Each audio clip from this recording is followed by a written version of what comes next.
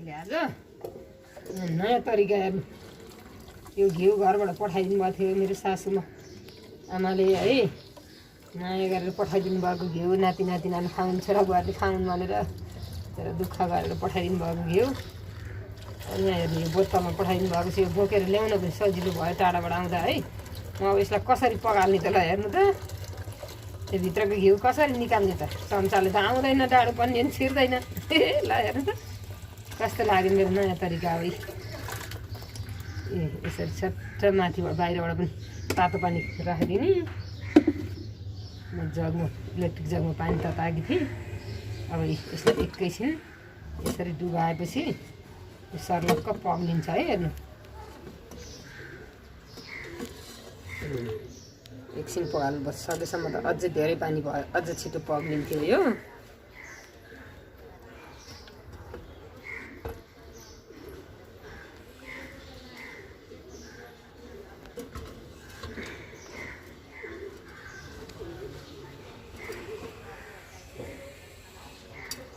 माथि अलिकति यहाँ पग्लिसकेको छ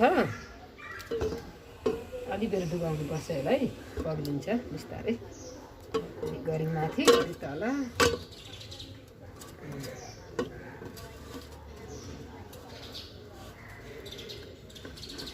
अझ यो फराकिलो भाँडामा भयो त यो तेर्सो पार्न पाएको भए छिट्टै पग्लिन्थ्यो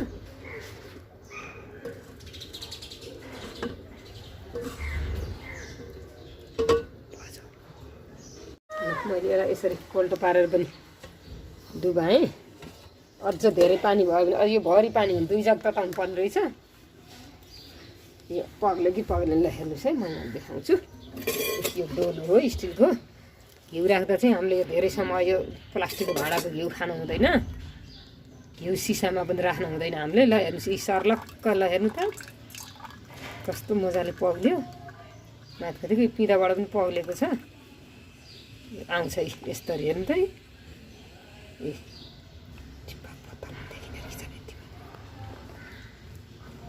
ल हेर्नुहोस् त साथीहरू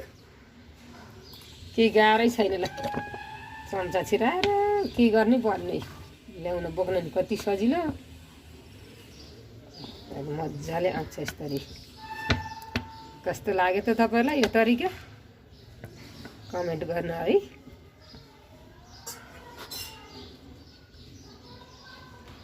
सेलरोटी जस्तै चुइन्छ ल हेर्नु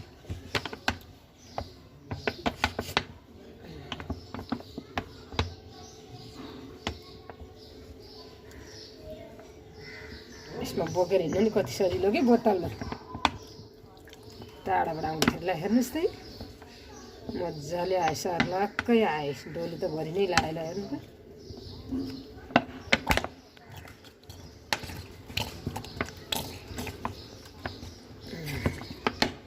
आउँछ के मामु अब त आइसक्यो हेर त सबै सक्यो बोतल त पुरै खाली भयो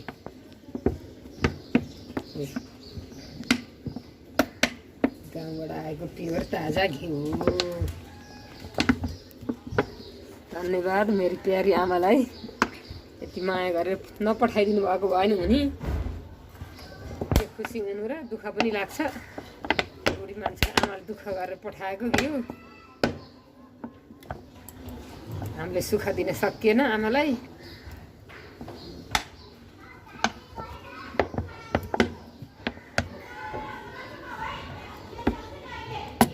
ल हेर्नुहोस् साथीहरू ल कस्तो लाग्यो त आइडिया हेर्नुहोस् त अब यसलाई फेरि यही तातो पानीमा डुबाइदिएपछि यो सर्लक्क पग्लेर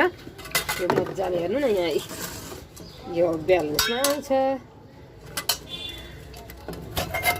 अब यो अलिअलि उ भएको छ नि त